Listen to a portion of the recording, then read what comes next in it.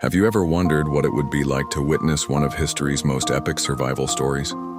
Picture this: dark clouds gathering, the first heavy drops of rain falling, and one man who knew what was coming, Noah. The story of Noah's Ark isn't just another tale from ancient times.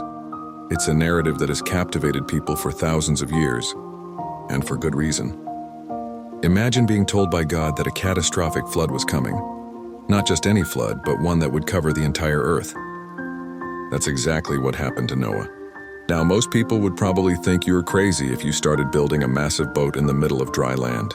But Noah wasn't concerned with what others thought. Day after day, year after year, he worked tirelessly, following precise divine instructions to build an ark that would be approximately 450 feet long, 75 feet wide, and 45 feet high. That's about 1.5 football fields in length. The real drama began when the rain started. Not just a drizzle, but the Bible describes it as the windows of heaven opening up.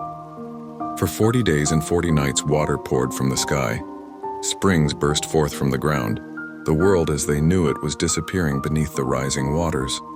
Inside the ark, Noah, his family, and pairs of every animal species rode out the storm. Can you imagine the sounds, the smell? The feeling of being completely surrounded by water with no land in sight? They spent nearly a year on that boat before the waters finally receded. But here's what makes this story truly remarkable. It wasn't just about survival. It was about faith, about having the courage to stand alone when everyone else thinks you're wrong. It was about preparing for something that seemed impossible until it happened. And when it was all over, when Noah and his family finally stepped onto dry land again, they were greeted by something beautiful: a rainbow. This wasn't just any rainbow, it was a promise, a covenant that such a flood would never again cover the earth.